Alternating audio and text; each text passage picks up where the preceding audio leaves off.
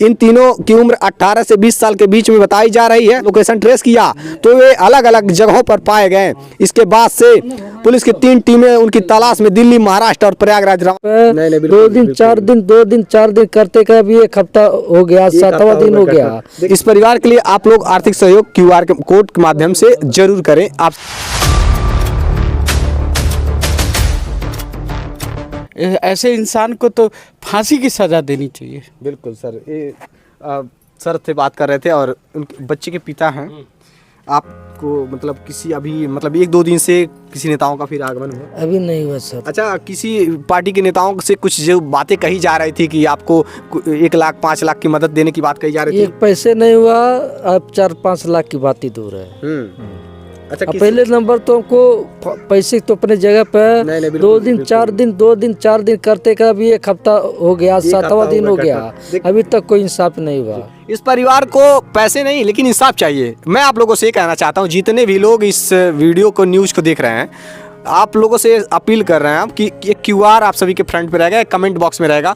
जितना हो सके इस परिवार को आर्थिक सहयोग देने की कृपा करें। इस परिवार को कुछ जो भी आपको यथास्थिति जो भी संभव हो सके आप इस परिवार को आर्थिक सहयोग करें। बस आप लोगों से यही रिक्वेस्ट है मेरा।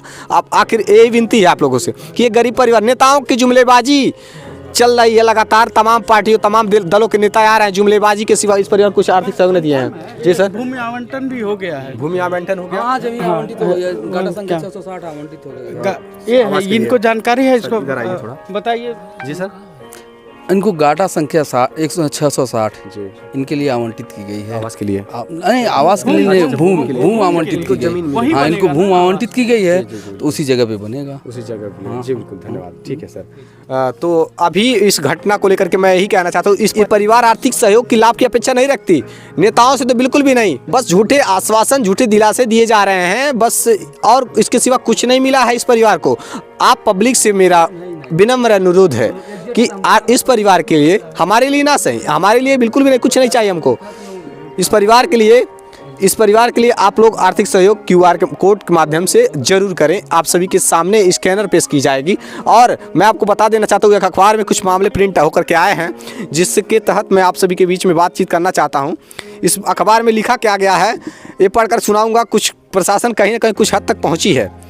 देखिए, यहाँ पे अखबार में प्रिंट है और इसमें क्या लिखा है मैं पढ़कर सुनाता हूँ। दिल्ली, महाराष्ट्र और प्रयागराज में हत्यारोपितों की हो रही तलाश। इसमें लिखा गया है, सहजनवा भक्सा गांव में 2 किशोरों की नृशंस हत्या के मामले में पुलिस तेजी से जांच कर रही है। पर्दाफाश में लगी 7 टीमों में 3 को दिल्ली, महाराष्ट्र और प्रयागराज भेजा गया है। गांव के जिन 3 युवकों पर शक गहराया है, उनके मोबाइल की लोकेशन अलग अलग जगहों पर मिली है। पुलिस का मानना है कि इन युवकों पर तक पहुंचने के बाद हत्या की वजह पर्दाफाश होगा। पुलिस को माने तो हत्या के बाद से गांव के 3 युवक घर छोड़ करके फरार हैं। इनमें से एक युवक पहले भी आपराधिक गतिविधियों में संलिप्त रह चुका है। वर्ष 2024 में उस पर कुकर्म करने का मामला दर्ज हुआ था। वह बाल सुधार गृह भेजा गया था। हाल ही में जमानत पर रिहा होने के बाद उसकी गतिविधि संदिग्ध बनी हुई थी। पुलिस का खोजी कुत्ते उसके घर पहुंचा था। उसके संदेह और गहरा गया। पुलिस ने स्वजन से पूछताछ की तो संतोषजनक जवाब नहीं दे सके। इन तीनों की उम्र 18 से 20 साल के बीच में बताई जा रही है। पुलिस ने जब इनके मोबाइल फ़ोन का लोकेशन ट्रेस किया तो वे अलग अलग जगहों पर पाए गए। इसके बाद से पुलिस की 3 टीमें उनकी तलाश में दिल्ली, महाराष्ट्र और प्रयागराज रवाना हुई। हिरासत में एक संदिग्ध।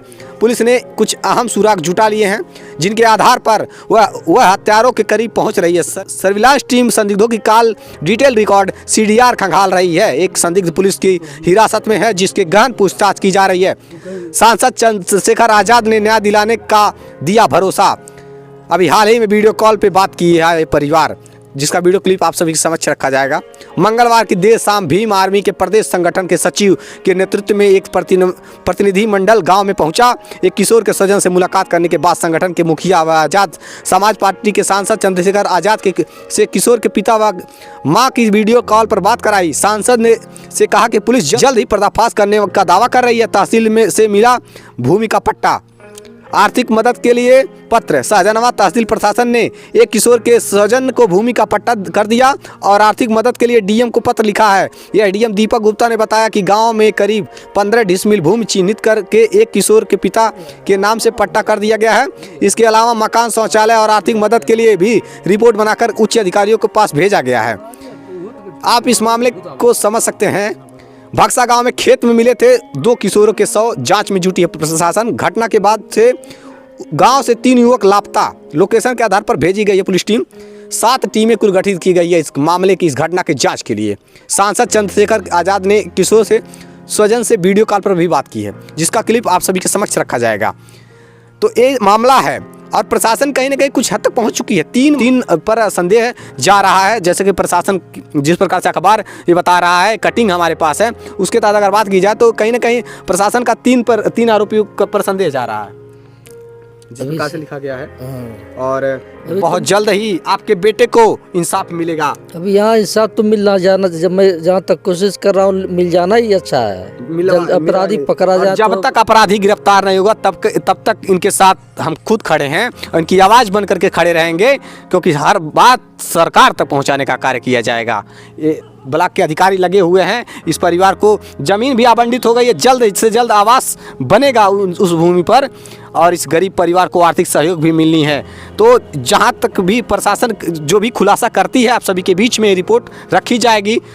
और ये पिता के 4 बच्चे थे, 2 बेटी 1 बेटा, एक छोटा सा 2 बेटी 2 बेटा थे, और जिसमें से बड़े बेटे की कत्ल कर दी गई थी, और एक मासूम बच्चा जिसका नाम प्रिंस था, प्रिंस नवा पार का रहने वाला था।